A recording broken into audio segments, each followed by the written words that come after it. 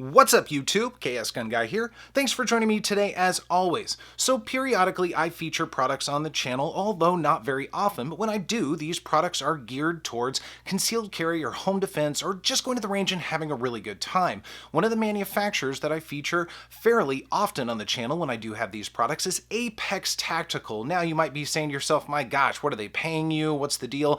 Absolutely not. I don't get any kickbacks or anything for any of the products that I show. I just like to share my experiences with all of you guys. Now, I have spent a fair amount of time with Apex, but that's because they put out fantastic products.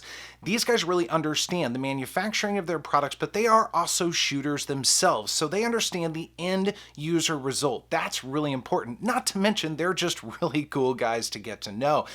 So I've featured a variety of different things, whether it be for the P320, the M&P 2.0 Compact, or Glocks. They've got a wide variety of products. I've got a couple coming up, including a curved trigger and a trigger bar for the P320, so look for those coming in the distant future. But for now, let's focus on the Shield 2.0.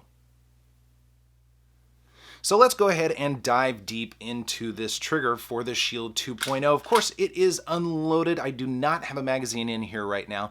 Now guys, this is the Action Enhancement Trigger and Duty Carry Kit. Now it comes in around $160. They periodically have sales, and you're probably saying to yourself, gosh, that is a fair amount of money to spend on a trigger. But a couple of things. There are two improvements or enhancements on firearms that I generally recommend to dial it into your needs, one of which is going to be good quality sights like these Ameriglow IDOT sights, but then also triggers. Now, there are some really good triggers out of the box, and I said even with the Shield 2.0 that the stock hinged trigger was actually pretty good, probably one of the better ones that I felt. I maintain that to be true. However, there was a lot of room to be improved, and that's the case with most triggers. I mean, I just firmly believe that, and it's all about dialing it into your taste. Now, a couple of things about this trigger. It is made from solid aluminum. I'll bring this up. I'm sure I'll do this several times. And it does have a safety lever, as you'll see right there. A couple of things about this safety lever. One of the first things I noticed when I had this installed, you'll see that the back of the safety lever does protrude a little bit. I was concerned that it was going to rub up against the trigger guard, but it absolutely doesn't. It definitely stays out of the way. So I think Apex put that in there just to make sure that that safety lever didn't come out any further from the trigger, but it does stay out of the way. One of the other really nice things about this, and as you guys know, a lot of safety levers, especially stock ones, those safety levers don't completely disappear into the face of the trigger. That is not the case with this or really any of the other Apex triggers. They make sure that it is 100% flat faced with that safety lever pushed in. I know you can't really see it very well, but I assure you it is very smooth. It's very comfortable.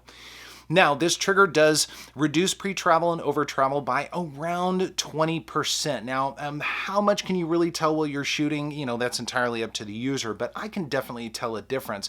So let's go ahead and pull this trigger a couple of times and see what it feels like. Now, with this uptake, and I'm going to be quiet for a moment, there is virtually no sound. There's no grittiness, no rubbing or anything. It's exceptionally smooth. And once you get to your wall right there, it's a very nice defined wall. And there's your break. It's crisp, it's clean, it's audible. I mean, it just feels absolutely fantastic. And then our reset, right there, crisp, clean, audible again, and then back out to our start, and I'll do that several more times. But again, this trigger is just absolutely smooth. It does exactly what I want it to do for a trigger. Now, Apex says that depending on which springs you use, it can reduce the trigger weight by approximately 1 to 2 pounds. Now, we'll do some weighing on the Lyman gauge here in just a moment, but I find that this trigger is coming in somewhere between 5.5 and 6 pounds because I'm using the duty springs that come with the kit, and I'll talk about what else comes with the kit here in just a moment. But let's take a look at this trigger a couple more times. I'll kind of shove this in your face a little bit.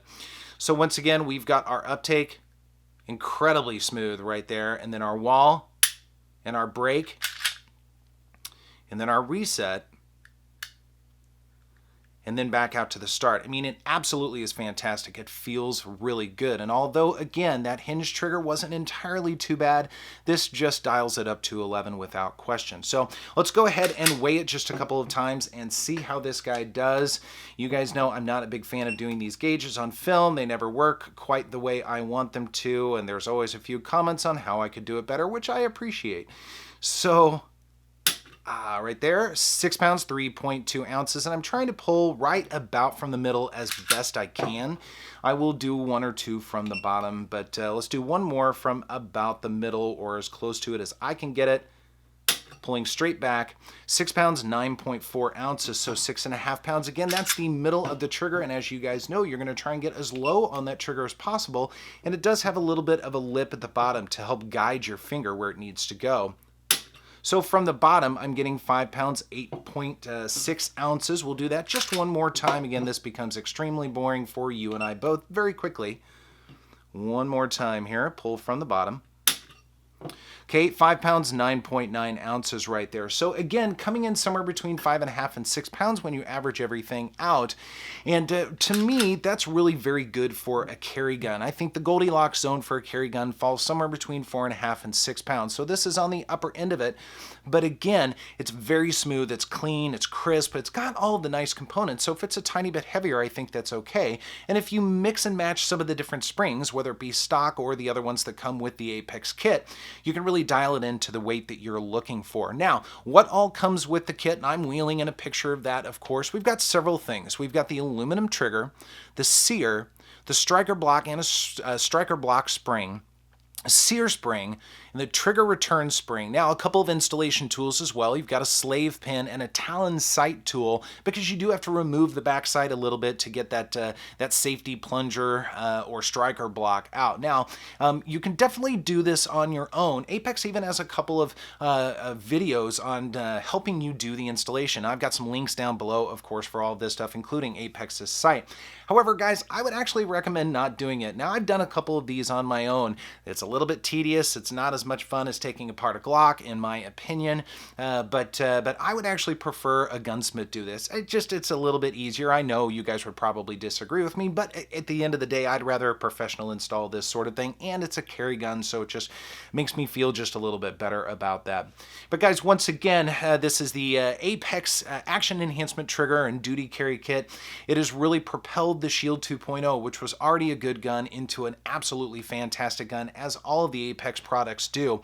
So I'm excited to bring this to you. And of course, I'm looking forward to your comments. Be sure to sound off down below. I want to hear your experiences about some of the different triggers you have and whether you agree or disagree with installing this sort of thing. I always enjoy reading those comments. Guys, thanks so much for joining me. As always, I appreciate it, and I will see you next time.